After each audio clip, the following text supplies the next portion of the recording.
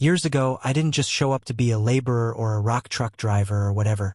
There's no use staying our way and you got to get out on top. In a shocking development that has rocked the mining community and fans of reality television worldwide, legendary gold miners Tony Beets and his son Mike Beets from the hit Discovery Channel show Gold Rush have been sentenced to life imprisonment. The verdict, delivered yesterday in a packed Yukon Territory courtroom, marks the stunning conclusion to what many are calling the most significant criminal case ever to emerge from the world of reality television mining. The father-son duo, known for their distinctive Dutch accents, colorful language, and aggressive mining tactics, were found guilty on multiple charges, including massive environmental violations, claim jumping, fraudulent gold reporting, and what prosecutors described as a criminal conspiracy of unprecedented scale in modern mining history. The Beets family's infamous Paradise Hill operation, once showcased as a gold-producing powerhouse on television, has now been revealed as the headquarters of what authorities are calling a criminal empire built on deception and destruction. The investigation that led to the Beets' downfall began 3 years ago when competing miner Parker Schnabel, once mentored by Tony Beets, approached authorities with suspicions about unusual mining practices he had observed while working adjacent claims. What started as routine inquiries quickly escalated as investigators uncovered evidence of systematic environmental code violations that dwarfed anything previously seen in the Klondike. What we discovered went far beyond cutting corners to maximize profits, explained lead prosecutor Catherine White. The evidence revealed deliberate and sustained efforts to circumvent virtually every environmental protection regulation in the territory, resulting in damage that experts estimate will take decades to remediate. The courtroom fell silent as Judge Robert Tmain delivered the unprecedented sentence, his voice steady but grave. Mr. Beets and son, the court has carefully considered the overwhelming evidence presented and the jury's unanimous verdict on all counts. The scale and systematic nature of your crimes, coupled with your complete lack of remorse, leaves this court no alternative but to impose the maximum sentence allowed by law. You are hereby sentenced to life imprisonment without the possibility of parole. Tony Beets, the 75-year-old patriarch known for his Viking-like appearance and profanity-laden directives, remained stoic as the sentence was read. His trademark confident demeanor finally broke only when his son Mike, 35, was also given the same punishment. Mike, who had increasingly taken over day-to-day operations of the family mining empire in recent seasons, appeared visibly shaken as the reality of his future sank in. The trial, which lasted 11 weeks, featured testimony from numerous familiar faces from the Gold Rush series, creating a surreal atmosphere where television personalities were suddenly cast in the role of key witnesses in a high-stakes criminal proceeding. The most damning testimony came from former Beets crew members who detailed how they were instructed to perform environmentally destructive practices when cameras weren't rolling.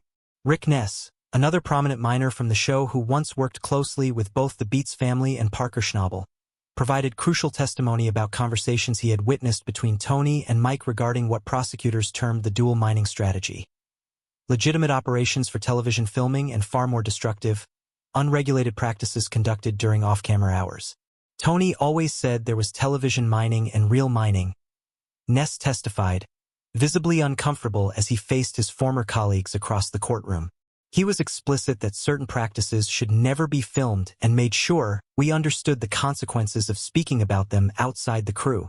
Perhaps the most explosive testimony came from Minnie Beets, Tony's wife of over 40 years and the family's longtime bookkeeper. In a move that stunned observers, Minnie agreed to testify against her husband and son in exchange for immunity, providing detailed financial records that showed systematic underreporting of gold production and elaborate schemes to sell unreported gold through black market channels.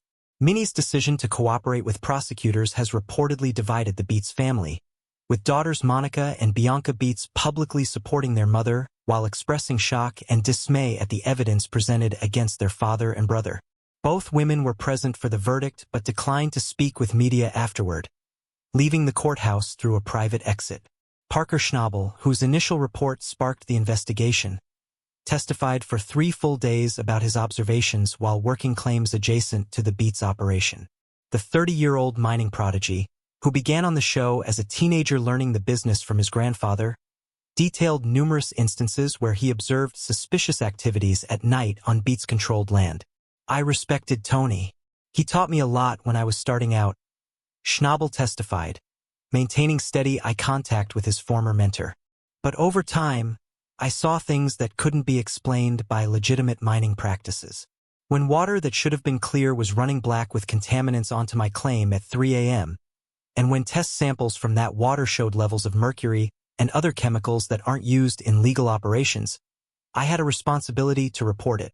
The courtroom dynamics were further complicated by the presence of numerous Discovery Channel producers and crew members who were compelled to testify about what they had witnessed while filming the series. Several producers claimed they had no knowledge of illegal activities, while others admitted to suspicions they failed to report out of concern for the show's continued success.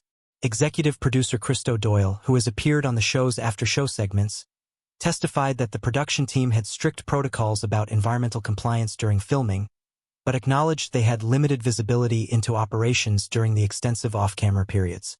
Gold Rush films approximately 15% of the actual mining season, Doyle explained under cross-examination. We have no way of monitoring what happens during the remaining 85% of the time. We relied on the integrity of our mining operators and their compliance with local regulations. The case has raised serious questions about reality television production oversight, with critics arguing that the financial incentives of successful shows can create environments where illegal activities are implicitly encouraged through lack of scrutiny. Discovery Channel has issued a statement expressing shock at the verdict and denying any knowledge of illegal operations. Fred Lewis, a military veteran who joined the show in later seasons, testified about a disturbing conversation he had with Tony Beets during a rare social gathering of the show's cast. Tony was several drinks in and started bragging about how the stupid environmental regulations didn't apply to him because he knew how to work around them. I thought he was just talking tough, which was his persona on the show. I never imagined the scale of what was actually happening. The prosecution presented extensive environmental evidence, including before and after satellite imagery of areas mined by the Beets operation, showing massive unauthorized diversions of waterways and destruction of protected wetlands. Environmental scientists testified that some areas had mercury and other heavy metal contamination at levels more than 200 times legal limits. Todd Hoffman, who appeared in earlier seasons of the show before leaving to pursue other ventures, was called as a character witness by the defense, a strategy that backfired spectacularly when prosecutors used the opportunity to question Hoffman about previous conflicts with Tony Beets. Yes, Tony and I had our differences, Hoffman acknowledged. He called my operation amateur and inefficient. Looking back, I wonder if that was because I was trying to do things by the book, while he apparently wasn't constrained by regulations. The case took an even more sensational turn when evidence emerged that the Beets operation had allegedly encroached on claims belonging to other miners featured on the show, secretly mining gold from land they didn't own. Dave Turan, who now stars in his own spin-off show, Gold Rush, Dave Turan's Lost Mine, testified about discovering unusual excavation patterns along the boundaries of a claim he worked several years ago. At the time, I couldn't prove anything, but the math wasn't adding up, Turan stated. Areas that should have had recoverable gold based on our testing were coming up empty, as if someone had already been there. Now I understand what was happening. The defense team, led by high-profile attorney Jonathan Blackwood, attempted to portray the case as selective prosecution driven by jealousy of the Beets family's success and Tony's outsized television persona. This strategy gained little traction as prosecutors methodically presented environmental test results, financial records, and testimony from former employees who participated in the illegal operations. My client is a colorful character who plays a role for television, Blackwood argued during closing statements.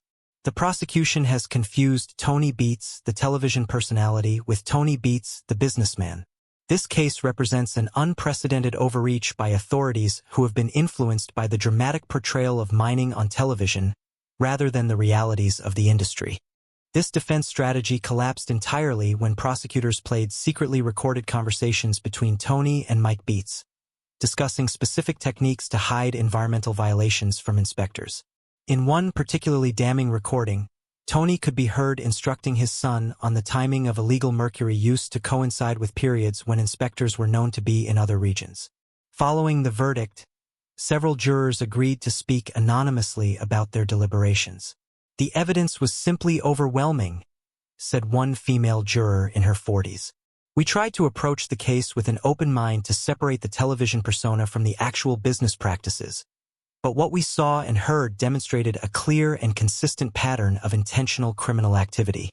Another juror, a man with a background in the mining industry, added, "As someone who understands mining operations, I was shocked by the calculated nature of the violations. This wasn't about making mistakes or misunderstanding regulations. The Beets operation designed their entire business model around circumventing environmental protections to maximize profits. The damage they've caused to Yukon waterways is incalculable." The case has sent shockwaves through the mining community in the Yukon, where the economic impact of gold rush tourism has been significant over the show's run.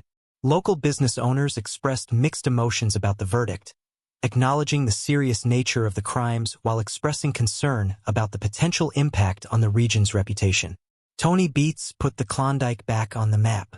For a lot of people," said longtime Dawson City resident Marion Clark, "the show brought tourists and interest to our region, but we can't condone the damage that's been done to our land. Mining has always been our livelihood, but responsible mining that respects the environment has to be the standard." As Tony and Mike Beets begin their lives behind bars, questions remain about the future of the family's extensive mining claims and equipment. Prosecutors have indicated that a separate civil proceeding will determine the disposition of assets, with significant portions likely to be liquidated to fund environmental remediation efforts in affected areas. For Discovery Channel, the conviction represents an unprecedented crisis for one of its flagship programs. The network has announced it will continue Gold Rush with its remaining mining operations, though industry insiders question whether the show can maintain its popularity without the outsized presence of the Beets family. Chris Dumit, the beloved former carpenter turned gold room operator who has appeared on the show alongside various mining teams, expressed the sentiment shared by many cast members when approached outside the courthouse. "This is a sad day for everyone involved. Nobody wins here. The land has been damaged, lives have been destroyed, and a shadow has been cast over an industry filled with hardworking, honest people who do things the right way." As corrections officers led Tony and Mike Beets from the courtroom in handcuffs, the elder Beets finally broke his silence. Turning to the gallery packed with media, former colleagues, and spectators, in a moment reminiscent of his television appearances but stripped of all bravado, he simply stated, "The Viking has fallen," before being escorted through the door that would separate him from the mining empire he spent decades building. For fans of Gold Rush, the conviction forces a re-evaluation of episodes watched over the years, with scenes of the Beets family's mining triumphs now cast in a sinister new light. Environmental groups have already begun using clips from the show alongside evidence from the trial to create educational materials about the importance of mining regulations. The case also raises difficult questions about the responsibility of reality television producers to ensure that the activities they film and profit from are conducted legally and ethically. Several network executives from various channels have called for industry-wide discussions about establishing clearer protocols for verifying regulatory compliance in shows featuring extractive industries.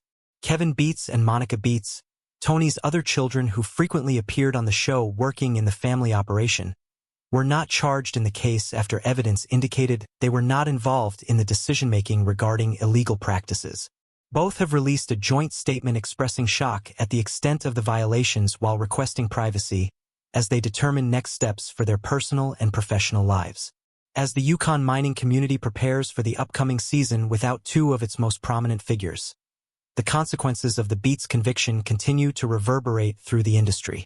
Local authorities have announced increased inspection protocols for all mining operations, while Discovery Channel has implemented additional compliance officers who will maintain a presence at filming locations even when cameras aren't rolling. The unprecedented life sentences for Tony and Mike Beets stand as a stark warning about the serious consequences of environmental crimes and the dangers of believing that celebrity status might shield wrongdoers from accountability. For a man who frequently proclaimed himself the king of the Klondike on television, Tony Beets now faces the reality of spending his remaining years not as mining royalty, but as federal prisoner number 886753.